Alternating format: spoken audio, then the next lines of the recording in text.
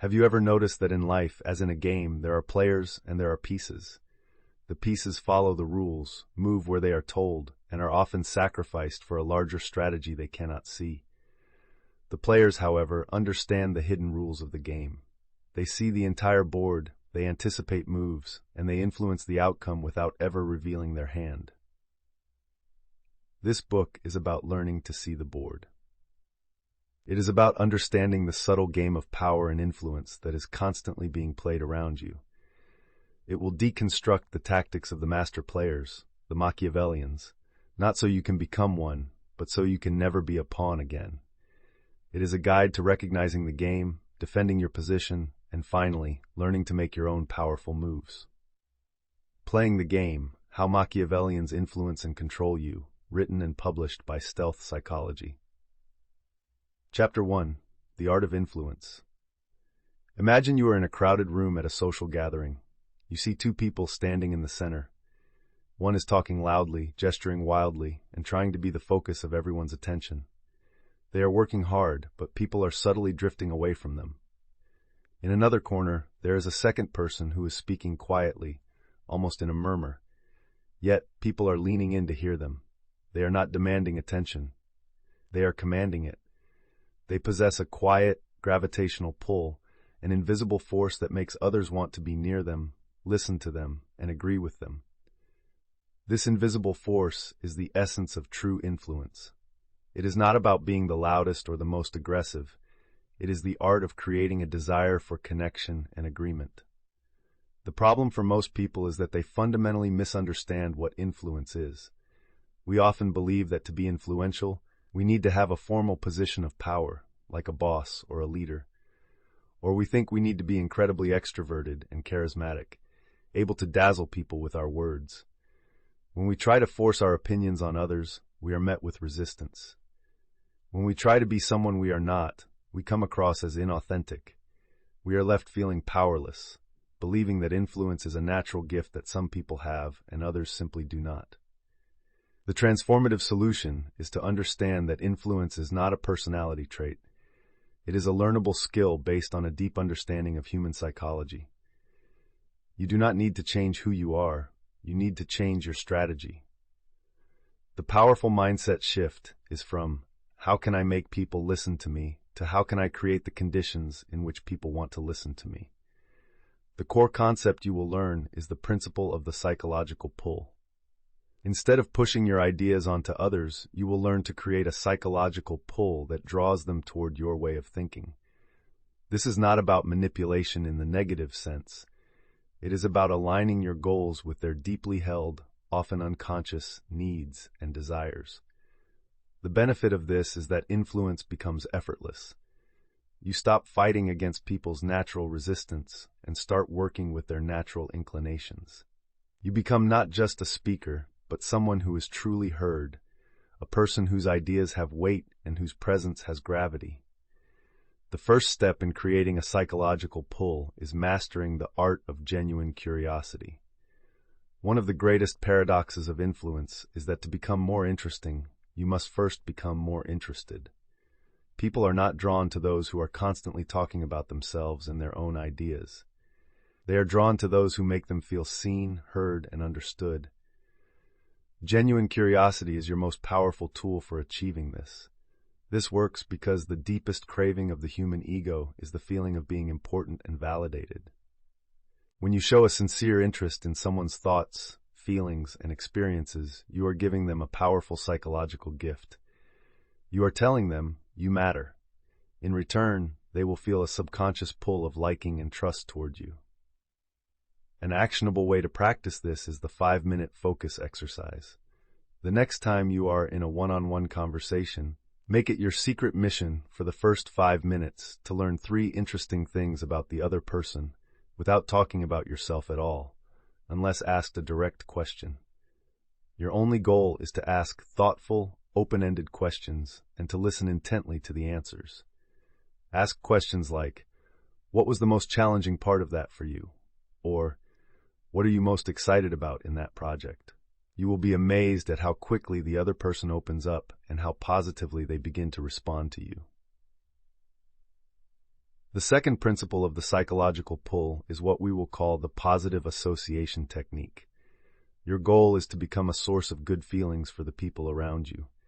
Every time someone interacts with you, they should walk away feeling slightly better than they did before. This does not mean you have to be a comedian or a constant source of flattery. It simply means that you consistently bring a calm, positive, and validating energy to your interactions. This works because the human brain is an association machine.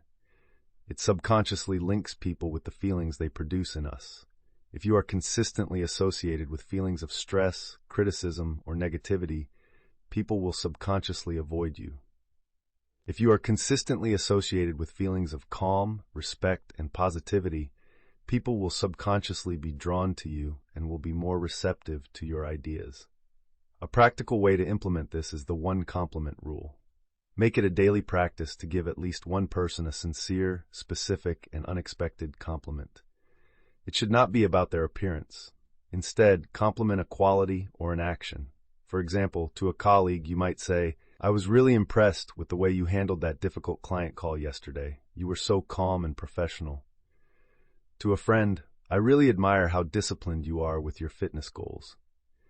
These small, targeted deposits into other people's emotional bank accounts build a powerful reservoir of goodwill that you can draw upon when you need to be influential. The third principle is the principle of shared identity. We are most easily influenced by people we perceive to be like us. This is the power of the tribe. A master of influence is skilled at finding or creating a sense of shared identity with the person they are trying to persuade. This works by breaking down the me versus you dynamic and creating a feeling of us. It lowers defenses and fosters an immediate sense of trust and rapport. The key to this is to find genuine points of connection, whether it is a shared background, a shared hobby, a shared challenge, or a shared enemy. An actionable technique for this is the search for uncommon commonalities. While small talk about the weather creates a weak connection, discovering a rare, shared interest creates a powerful one. Make it a point in your conversations to listen for unique details. For example, you might discover that you and a new manager both grew up in the same small town, or that you both are passionate fans of a niche science fiction author. When you find one of these uncommon commonalities, you can highlight it by saying, "No way, I can't believe you're also a fan of that author. Almost nobody I know has read their work." In that moment, you have moved from being just another employee to being a member of a special, exclusive club with your manager. This creates a powerful subconscious bond that dramatically increases your influence. By mastering genuine curiosity, creating positive associations, and building a sense of shared identity, you are not just learning tactics, you are transforming yourself into a person of natural and profound influence. You are no longer pushing against the world. You are creating a gravitational field that pulls the world toward you. Now that you understand the foundational art of building influence, you must learn to recognize those who use similar but darker arts against you. How do you spot the subtle red flags that distinguish a person of positive influence from a master manipulator? What are the telltale signs that the game being played is a destructive one? The next chapter will teach you how to spot the manipulators in your midst. Remember to subscribe to Stealth Psychology, give this video a like, and comment with your personal opinions or suggestions for channel development. Chapter 2. Spotting the Manipulators. Imagine you are an art expert, tasked with identifying a counterfeit painting. From a distance, it looks just like the real masterpiece. It has the right colors, the right composition, and it evokes the right emotions. The average person would be completely fooled. But as an expert, you have been trained to look for the subtle, almost invisible details that betray the forgery. You know to look for a specific type of brushstroke, the chemical signature of the paint, the texture of the canvas. You are not looking at the big picture. You are looking for the tiny, telltale signs of deception. Spotting a skilled manipulator is exactly like identifying a counterfeit work of art. On the surface, they can be incredibly charming, charismatic, and impressive. They often say all the right things, they seem to care deeply, and they can create a powerful illusion of trustworthiness and authority. Most people are completely taken in by this performance. The problem is that we are socialized to take people at face value. We want to believe that the charming person is genuinely charming, that the helpful person is genuinely helpful. We ignore the small, dissonant details, the little moments that do not quite add up, because to acknowledge them would be uncomfortable. We dismiss our own gut feelings and intuitions, telling ourselves we are being cynical or judgmental. This is the manipulator's greatest advantage, our own politeness and our desire to believe the best in people. The transformative solution is to train yourself to become that art expert. You must learn to look past the impressive surface and to see the subtle brushstrokes of manipulative behavior. The powerful mindset shift is from, I should trust people until they give me a reason not to I will observe people's patterns of behavior and trust what I see over what I am told. This is not about becoming a suspicious or distrustful person. It is about becoming a discerning one. The core concept to master is pattern recognition over personality perception. You will learn to stop being dazzled by the personality someone projects and to start focusing on the repeatable patterns they exhibit over time. A personality can be faked. A pattern of behavior is the truth. The benefit of this is that you will develop a highly reliable forgery detection system for your social life. You will be able to spot a manipulator early, before they have the chance to do significant damage, protecting your emotions, your energy, and your resources. The first pattern to look for is a consistent mismatch between words and actions. This is the single most reliable indicator of a manipulative personality. A manipulator's words are their primary tool for creating their desired illusion. They will make grand promises, express profound emotions, and state noble intentions. Their actions, however, will consistently tell a different story. This works because most people are conditioned to listen to words. We want to believe the promises. The manipulator counts on you being so captivated by what they say that you fail to notice what they do. To spot this pattern, you must become a behavioral accountant. You must mentally track the promises versus the deliveries. For example, a new friend might talk constantly about how much they value loyalty and how they would do anything for their friends. This is the word. But you notice a pattern where they consistently cancel plans with you at the last minute if a better social opportunity comes along. This is the action. The amateur gets upset about the canceled plan. The expert sees the pattern of words not matching actions and downgrades their trust in that person accordingly. Another example is the boss who gives a passionate speech about the importance of work-life balance, but then consistently sends urgent emails at 10 o'clock at night and on weekends. Their words are a performance. Their actions reveal their true priorities. The second red flag is their characteristic way of handling accountability. A psychologically healthy person, when confronted with a mistake they have made, will typically move through a predictable process. They may be defensive at first, but they will eventually acknowledge their role, express genuine remorse, and make an effort to change their behavior. A manipulator's response to being held accountable is completely different, and it is a massive red flag. They will almost never offer a sincere, unqualified apology. Instead, they will engage in a series of defensive maneuvers designed to deflect blame and reframe themselves as the victim. Common tactics include denial, I never did that, blame shifting, I only did it because you, and the non-apology apology, I'm sorry you feel that way, or I'm sorry if you were offended. This works because it is designed to confuse you and make you feel guilty for even bringing up the issue. A classic example, you confront a partner about a hurtful comment they made. They respond, I'm sorry, but you have to admit you were being really sensitive last night. They have taken the word sorry and immediately followed it with a justification that places the blame back on you. When you see this pattern of blame deflection, you have just received a crucial piece of data. You are dealing with someone who is psychologically incapable of taking genuine responsibility for their actions.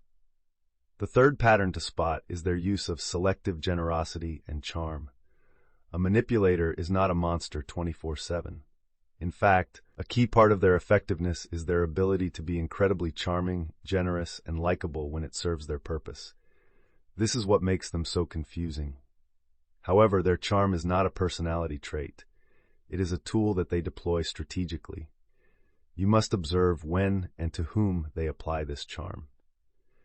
A manipulator will often be incredibly charming and attentive to people who are in positions of power or to people they want something from. They will be kind to the boss, the wealthy client, or the attractive new person at the party. However, you may notice that they are dismissive, rude, or indifferent to people they perceive as having no value to them, such as a waiter, a junior employee, or an old friend who is no longer useful. This selective kindness is a huge red flag. It reveals that their charm is not an expression of their character. It is a calculated performance. A real-life example is the colleague who is obsequiously polite and complimentary to senior management, but is consistently rude and condescending to the administrative staff. This tells you everything you need to know about their true character. By learning to spot the mismatch between words and actions, the way they handle accountability, and their use of selective charm, you are no longer just looking at the surface of the painting. You're seeing the forgery for what it is. You are developing the expert's eye, but spotting a manipulator is one thing. Understanding the specific games they play to get inside your head is another. What are the common psychological traps they set to create confusion, induce guilt, and maintain control? The next chapter will arm you with the knowledge of the specific mind games you need to be able to recognize and refuse to play. Remember to subscribe to Stealth Psychology, give this video a like, and comment with your personal opinions or suggestions for channel development. Chapter 3. Mind Games You Need. Imagine walking into an escape room with a group of friends. The goal is clear, the rules are explained, and everyone is working together to solve the puzzles. It is a challenging but collaborative game. Now imagine you are in a relationship with a person where you are constantly being put into situations that feel like puzzles. But there are no clear rules. The goal is always changing, and it feels like the other person is actively working against you, all while pretending to be on your team. This is the bewildering reality of being the target of psychological mind games. These are not fun, playful activities. They are complex, often subtle, patterns of behavior designed by a manipulator to create a state of confusion, self-doubt, and emotional instability in their target. This instability is the key, because a person who is off balance and questioning their own reality is a person who is easy to control. The problem for the person on the receiving end is that these games are incredibly difficult to call out. They are played in the unspoken spaces of a conversation, using plausible deniability as a shield. The manipulator sets a trap, and when you fall into it and get upset, they look at you with feigned innocence and say, "What's wrong? I have no idea why you're so upset." You are left feeling like the crazy one, the one who is making a big deal out of nothing, even though your intuition is screaming that you have just been played. The transformative solution is to stop being a confused player and to become a game analyst. You do not need to learn how to play these toxic games back. You need to learn how to recognize the setup of the game so clearly that you can refuse to make the first move. The powerful mindset shift is from, "Why are they doing this to me?" to, "I recognize this game. This is the double bind and I will not be participating today." The core concept to master is game pattern identification. Just like a chess master can recognize a classic opening move or a common defensive pattern, you will learn to recognize the signature patterns of the most common psychological mind games. The benefit of this is that it demystifies the manipulator's behavior and removes its power to confuse you. The game that is seen is a game that is spoiled. You move from being a perpetually baffled victim to a discerning observer who can see the trap being laid and can calmly choose to step around it. The first classic mind game you need to recognize is the double bind, also known as the no-win scenario. This is a game where the manipulator sets up a situation in which you are guaranteed to fail, no matter what you do. You are given two options, and both are wrong. This is designed to make you feel perpetually inadequate and to reinforce the manipulator's position as the one who is always right. This works because it traps your logical mind. You try to find the right solution, but there is not one. A common example from a controlling partner might be, "You never plan any fun, spontaneous dates for us." So the next week, you plan a surprise weekend trip. When you reveal the surprise, they respond with, "Why didn't you check with me first? You know I might have had other plans. This is so inconsiderate." If you had checked with them first, they would have accused you of having no spontaneity. You were in a double bind. The key to disengaging from this game is not to try and win it. It is to name the game itself. You can calmly say, "It feels like no matter what I do in this situation, it will be the wrong choice. I feel like I'm in a no-win scenario." By simply describing the dynamic without accusation, you are holding up a mirror to the game, which often makes the manipulator back down because their covert tactic has been exposed. The second mind game is the courtroom cross-examination. In this game, the manipulator turns a simple conversation into an intense interrogation. They will bombard you with a series of rapid-fire, probing questions, often about a past event, designed to catch you in a tiny inconsistency. The moment they find one, they will pounce on it as proof that you are a liar or that your entire perspective is invalid. This works because it puts you on the defensive and creates a power dynamic where they are the all-knowing prosecutor and you are the flawed suspect on the witness stand. For example, you are calmly trying to discuss a disagreement you had last week. The manipulator will say, "Okay, so you say we talked at 6 o'clock. Was it 6 or was it closer to 6:15? And were you in the kitchen or the living room when you said that? What shoes were you wearing?" The details are irrelevant to the actual issue, but they are trying to trip you up. The best way to disengage from this game is to refuse to be cross-examined. You can stop the interrogation by saying, "I am not going to get bogged down in a minute-by-minute replay of last week. The specific details are not the point. The point is how your actions made me feel, and that is what I want to talk about." You are redirecting the conversation away from their irrelevant details and back to your valid subjective experience, which is something they cannot cross-examine. The third game is the public performance. This is a game where the manipulator uses a public setting to subtly humiliate you or to cast themselves in the role of the perfect, admirable person. This is often done through backhanded compliments or jokes made at your expense in front of friends or family. It is also done through overly grandiose displays of affection or generosity in public that feel performative and fake, designed to make everyone else think they are the perfect partner or friend, which makes it harder for you to ever speak out against them. This works because you are unlikely to want to create a scene or confront them in front of other people. They are using the social pressure of the situation as a shield for their bad behavior. For example, at a dinner party, a manipulative friend might say to the group, "You have to love Sarah's fashion sense. She's so brave, she'll wear anything." The insult, "she has bad taste," is wrapped in a laugh, and you are put in the position of either being a bad sport for not laughing along or silently absorbing the humiliation. To counter this, you can use a technique called putting the spotlight back on them. You can respond to the backhanded compliment with a calm, curious question that forces them to explain their strange comment. You can look at them with a neutral expression and ask, "That's an interesting thing to say. What exactly do you mean by brave?"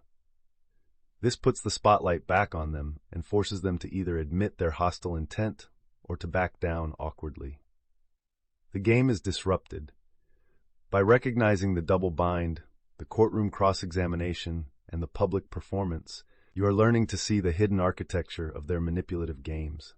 You are no longer a confused participant, you are a savvy analyst. But recognizing the game is one thing. What does it take to truly take control of these interactions? How do you move from simply identifying their moves to confidently making your own, steering the conversation and the relationship back onto your terms? The next chapter will teach you how to take control like a pro, using empowered strategies to manage these difficult dynamics. Remember to subscribe to Stealth Psychology give this video a like and comment with your personal opinions or suggestions for channel development. Chapter 4. Taking Control Like a Pro. Imagine you are the captain of a ship caught in a violent storm. The amateur captain is reactive. They are thrown about by the waves, desperately spinning the wheel to counter each new assault, and living in a state of constant panic. They are at the mercy of the storm. The professional captain, however, operates differently. They feel the power of the storm, they respect it, but they are not controlled by it. They stand at the helm with a calm and steady authority. They understand the currents and the wind, and they use the storm's own energy to steer their ship with a firm hand, guiding their vessels safely to port. When you are dealing with a skilled manipulator, you are navigating a psychological storm. Now that you can identify their mind games, the next step in your evolution is to stop being the amateur who is tossed about by their chaos and to become the professional captain who confidently takes control of the helm. The problem many people face at this stage is that even with their newfound awareness, their interactions still feel fundamentally reactive. You are constantly on the defensive, anticipating their next move, bracing for the next game. You feel as though you are just surviving each interaction rather than directing it. You lack a proactive strategy to assert your own direction, to maintain your own frame, and to be the calm center of their storm. The transformative solution is to consciously move from a defensive, reactive posture to a proactive, directorial one. You must stop just responding to their game and start creating a new game with your own set of rules. The powerful mindset shift is from how do I react to their moves to how do I create an interaction where their manipulative moves are irrelevant. The core concept you will master is frame control. In every human interaction, there is an invisible frame, a context, or a lens through which the entire interaction is viewed. The person who sets and holds this frame is the person who controls the interaction. A manipulator's entire strategy is to impose their frame on you, a frame where you are guilty, where you are obligated, or where you are inadequate. Taking control like a pro means you will learn to consistently set your own, more powerful frame and hold it with unshakable resolve against their pressure. The benefit of this is that you move from being the effect of their actions to being the cause of your own. You are no longer just a character in their drama. You are the director of your own scene. The first principle of frame control is establishing a proactive frame from the very beginning of an interaction. You must set the tone, the purpose, and the boundaries of the conversation before the manipulator has a chance to impose their own chaotic frame. This is a preemptive move that immediately establishes you as the leader of the conversation. This works because it forces the manipulator to operate within your structure, making it much more difficult for them to derail the conversation into their preferred games, like a guilt trip or a circular argument. A proactive frame should be positive, collaborative, and specific. For example, imagine you need to have a difficult conversation with a family member who is known for playing the victim. Instead of just launching into the topic and hoping for the best, you would set the frame first. You might say, "I'd like to talk with you for about 10 minutes because I really value our relationship and I want to find a solution to this issue that makes us both feel respected and heard. Is now a good time?" In this one statement, you have established a positive frame. I value our relationship, a collaborative goal, a solution that works for both of us, and a time limit, 10 minutes, which prevents an endless, draining conversation. You have built the container for the conversation before you have even started it. The second principle is holding your frame against pressure. It is not enough to simply set a frame. You must be prepared to hold it with tenacity. The moment a manipulator feels that they are losing control of the narrative, they will try to break your frame. They will use a variety of tactics, emotional outbursts, trying to change the subject, playing the victim, or attempting to pull you into an old, familiar argument. Your task is to remain a calm, unmovable anchor, and to persistently and gently guide the conversation back to your original frame. This works because it demonstrates an unshakable mental and emotional strength. It shows them, through your actions, that their usual disruptive tactics are no longer effective against you. The key technique for this is the acknowledge and redirect method. You briefly acknowledge their attempt to break the frame, and then you immediately redirect the conversation back to your intended purpose. For example, you have set a frame of finding a practical solution to a shared financial problem. The manipulator tries to break the frame by saying, "This is just like you. You only ever care about money. You don't care about my feelings." The amateur takes the bait and starts defending themselves. "That's not true. I do care." The pro acknowledges and redirects. "I can see that you're feeling attacked right now, and that's not my intention. The reason we are talking is to find a practical solution so we can both avoid this stress in the future. Now, about the budget for next month." You have refused to enter their dramatic frame and have calmly pulled them back into your productive one. The third, and perhaps most powerful, aspect of taking control like a pro is mastering your own emotional frame, which is the practice of maintaining calm indifference in the face of their provocations. Your emotional state is the absolute foundation of your frame. If you are calm, centered, and in control of your emotions, your frame will be strong as steel. If you are emotionally reactive, your frame will be weak and easy to shatter. A manipulator's primary goal is often to provoke an emotional reaction in you, because a person who is emotional is a person who is easy to control. Your calm indifference is therefore your most powerful weapon and your strongest shield. This works because it denies them the narcissistic supply, or the emotional feedback, that they crave from your reactions. It also demonstrates to them, on a deep, primal level, that they have no power over your inner state. When they deliver a cutting insult or a passive-aggressive jab, and you respond not with anger or hurt, but with a brief, neutral look and a slight pause before continuing the conversation as if they had said something completely irrelevant, you are communicating immense power. You are treating their most potent attacks as boring, childish distractions. For instance, a colleague in a meeting says, "Well, I guess that's one way to look at it, if you don't have much experience in this area." Instead of getting defensive, you could let a moment of silence pass, give them a calm, unimpressed look, and then turn to someone else and say, "Now, Jane, what are your thoughts on the next agenda item?" You have controlled the frame by deeming their attack unworthy of a response. By proactively setting your frame, holding it against pressure, and maintaining a state of calm indifference, you are no longer just a participant in their game. You are a professional who is setting the rules of engagement. You are becoming the captain of your own ship, steering with a steady hand through the storms they create. You can now control the frame of any interaction.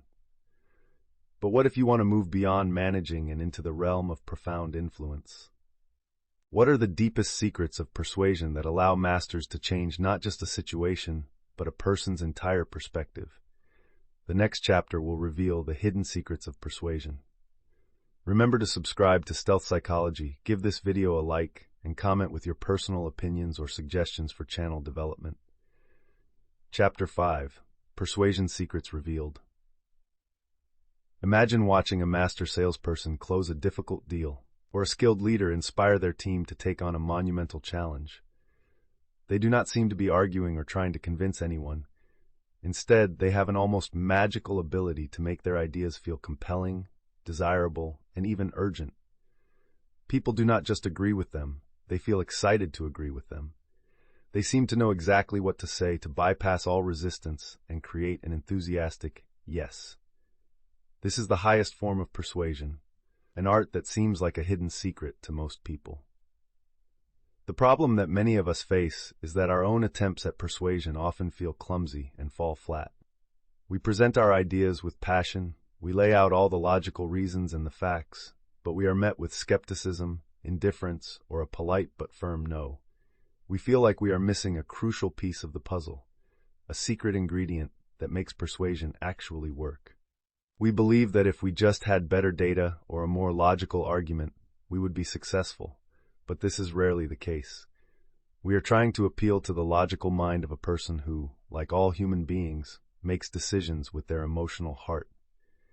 The transformative solution is to understand that the greatest persuasion secret is this: you do not persuade a person's logical mind, you persuade their emotional identity. The powerful mindset shift is from, I need to present a better argument, to, I need to connect my idea to a better version of them. The core concept you will learn is identity-level persuasion. This is the art of framing your idea not as something you want them to do, but as something that a person like them, a person who is smart or powerful or kind or innovative, would naturally do. You do not sell the feature, you sell the feeling. You do not sell the logic, you sell the identity. The benefit of this approach is that it is infinitely more powerful than a logical argument, because it bypasses their critical thinking and connects directly with their ego and their sense of self. When you align your proposal with their own idealized identity, they are no longer debating you, they are debating themselves. It becomes far more compelling for them to agree with you, because doing so reinforces a positive and desirable image of who they are. The first secret of identity-level persuasion is to appeal to their higher self. Every single person, no matter how jaded or cynical, carries around an idealized version of themselves in their mind. They want to see themselves as a good person, a strong leader, a loving parent, an intelligent innovator, a person of integrity. A master persuader is skilled at identifying this idealized self-image in the other person and then framing their proposal in a way that allows the other person to step into and embody that role simply by agreeing with them. This works because you are aligning your goal with their deepest egoic need, the need to feel good about themselves. You are giving them a noble reason to do what you want them to do. For example, imagine you are trying to convince a reluctant manager to give you more responsibility on a key project. The logical approach is to talk about your skills and past successes. The identity-level approach is to appeal to their identity as a great mentor and leader. You might say, I know that one of the things you're most respected for is your ability to develop talent in your team. I'm really eager to grow, and I was hoping you'd be willing to mentor me by giving me a chance to take the lead on a small part of this project. Now, for your manager to say no, they have to implicitly reject the identity of being a great mentor. You have made saying yes an act of confirming their own positive self-image. The second secret is the future pacing technique. This is a powerful method for making the future benefits of your proposal feel real, tangible, and emotionally compelling in the present moment. It involves using sensory-rich language to guide the other person to vividly imagine the positive future that will result from saying yes to you. This works because the human brain often has difficulty distinguishing between a vividly imagined experience and a real one. When you can make someone experience the positive emotions of a future success, the relief, the pride, the excitement, you create a powerful feeling of desire and ownership over that outcome in their mind. They will be subconsciously motivated to take the actions necessary to make that pleasant feeling a reality. To do this, you must use imagined statements and sensory language. For example, you are trying to persuade a hesitant team to adopt a new, more efficient, but initially difficult process. You might say, I know this will be a challenge for the first few weeks. But just for a moment, I want you to imagine it's 3 months from now. Imagine walking out of the office on a Friday afternoon at 4 o'clock, completely finished with your work for the week, because this new process has saved us all so much time. Imagine that feeling of peace and freedom, knowing your entire weekend is yours. What would that feel like? You are not just telling them about the benefit, you are taking them on a mental vacation to that future, and making them feel the desired emotion in the here and now. The third and most subtle secret is what we can call the identity consistency principle. This is a more advanced application of the consistency principle we have discussed before. You first get the person to state a value, a belief, or a trait that they proudly hold about themselves. Then, you frame your proposal as the only logical and consistent way for them to act in alignment with that stated belief. This works because people have a powerful psychological need to behave in a way that is consistent with their declared identity. To do otherwise would be to see themselves as a hypocrite, which creates a painful feeling of cognitive dissonance. The first step is to ask a question that elicits their value. For example, you are trying to persuade a potential client to choose your company, which is more expensive but higher quality than the competition. You might start by asking them, is providing your customers with the absolute highest quality and most reliable service a core value of your brand? They will almost certainly say, yes. Once they have made that public declaration of their identity as a high-quality brand, you present your proposal. That's exactly why I think we are the right fit. We are not the cheapest option, but we are the one option that can guarantee the level of quality and reliability that a brand like yours deserves. It now becomes very difficult for them to choose the cheaper, lower-quality option without contradicting the very identity they just claimed for themselves. By appealing to their higher self, future-pacing their success, and aligning your proposals with their core identity, you are moving beyond simple persuasion. You are engaging in the art of profound, identity-level influence. You are not just changing minds, you are shaping realities by making your ideas feel like the natural extension of who they want to be. You have learned the secrets of the masters. But what happens when you are faced with a true dark player? Someone who knows all these secrets and more, and who uses them for purely selfish ends. How do you win the ultimate game against the most skilled and ruthless manipulators? The final chapter will prepare you for this challenge, teaching you the advanced strategies needed to outwit the dark players. Remember to subscribe to Stealth Psychology, give this video a like, and comment with your personal opinions or suggestions for channel development. Chapter 6. Outwitting the Dark Players. Imagine you have spent years studying the game of chess. You know all the openings, you have mastered the tactics of forks and pins, and you can beat almost any amateur or club-level opponent you face. But one day, you find yourself sitting across the board from a true grandmaster, a dark player who is known for their ruthless, unorthodox, and psychologically intimidating style. They do not just play the pieces on the board, they play the person sitting across from them. They use distraction, subtle intimidation, and deceptive moves designed to exploit your emotional weaknesses and throw you off your game. To win against such an opponent, you cannot simply play a standard by-the-book game of chess. You must elevate your strategy to a higher level. You must learn to outwit them. This is the final challenge in mastering the art of the game. You have now learned how to see the board, how to control the frame, and how to persuade effectively. But you will inevitably encounter individuals who are natural, instinctive masters of manipulation. They know all the same tricks you do, and they use them without conscience or hesitation. The problem is that facing such a person can be incredibly intimidating. You may fear that because they are more ruthless or have more experience in the dark arts, they will always be one step ahead of you. You might doubt that your own ethically grounded skills are enough to compete with their brand of psychological warfare. The transformative solution is to understand that you outwit a dark player not by becoming more manipulative, more ruthless, or more deceptive than they are, but by being more aware, more disciplined, and less emotionally attached to the game. Your greatest advantage is not in your tactics, but in your integrity and your emotional sovereignty. The powerful mindset shift is from, I need to beat them at their own game, to, I will create a situation where their own dark tactics become useless and backfire on them. The core concept you will employ is the art of the unwinnable game. You will make playing their manipulative games with you so frustrating, so unrewarding, and so profoundly boring that they will be forced to give up and take their toxic games elsewhere. You do not win by checkmating them in a brilliant, aggressive attack. You win when they forfeit the game because you have become an impossible and unsatisfying opponent to play against. The first strategy in making the game unwinnable for them is the practice of strategic incompetence. This is a highly effective, non-confrontational way of saying no to a manipulator's attempt to use you or delegate an inappropriate task to you.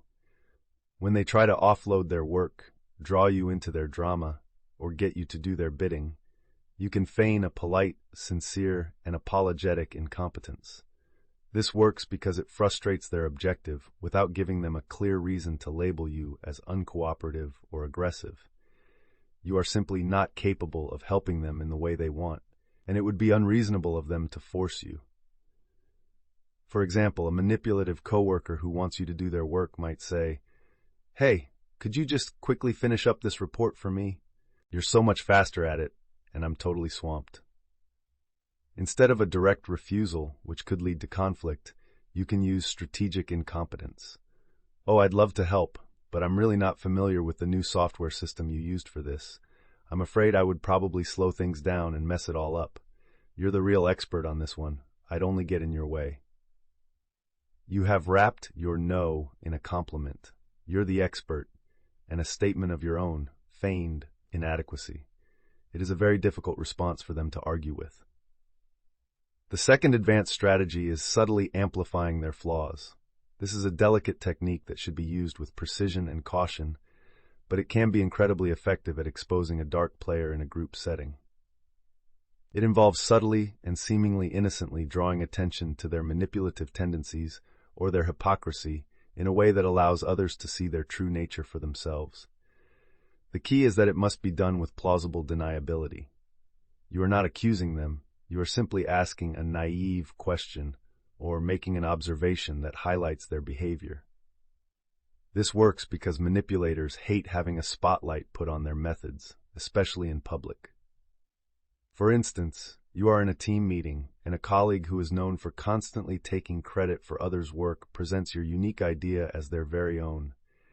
Instead of angrily saying, "That was my idea," which can make you look emotional and unprofessional, you can smile warmly and use this technique. You wait for them to finish and then say, "That's a brilliant point, John. It's so interesting. It's almost exactly what I was brainstorming in the email I sent you yesterday. It's great to see that we are so perfectly aligned on this." You have not accused him of theft. You have simply and publicly reclaimed your idea while framing it as a moment of wonderful synergy. You have exposed him, but with a smile, leaving him no room to become defensive without looking foolish and confirming the implication. The third and most patient strategy is giving them the rope. Sometimes, the most powerful way to defeat a self-destructive and arrogant dark player is to simply get out of their way and allow them to be the architects of their own downfall. Dark players, in their grandiosity and lack of impulse control, often overplay their hand. They make reckless decisions, they alienate allies, and they cut corners, believing they are invincible and that they can talk their way out of any consequence. Your job is not to save them from themselves. This works because by refusing to intervene, clean up their messes, or warn them of impending danger, you allow their true nature and their incompetence to be revealed to the world by the most unbiased judge of all, reality. This requires strategic patience and the discipline to not get involved, even when you feel an urge to help. For example, you have a manipulative manager who is pushing forward with a terrible business decision that you and your team know will fail.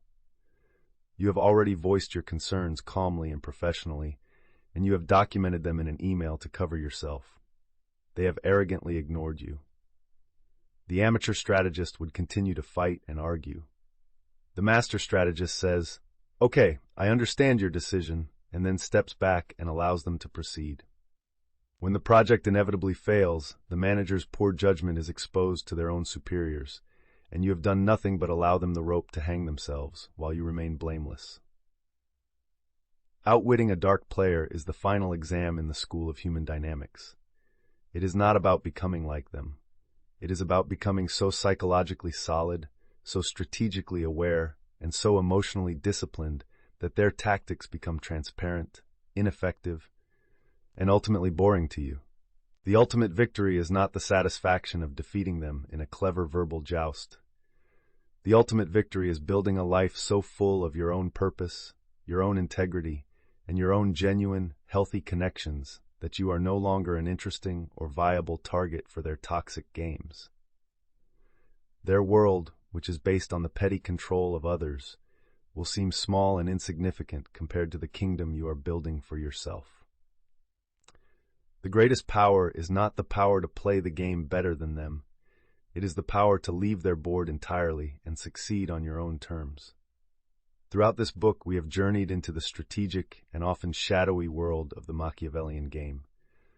We began by learning the art of influence, understanding how to command attention and build connection.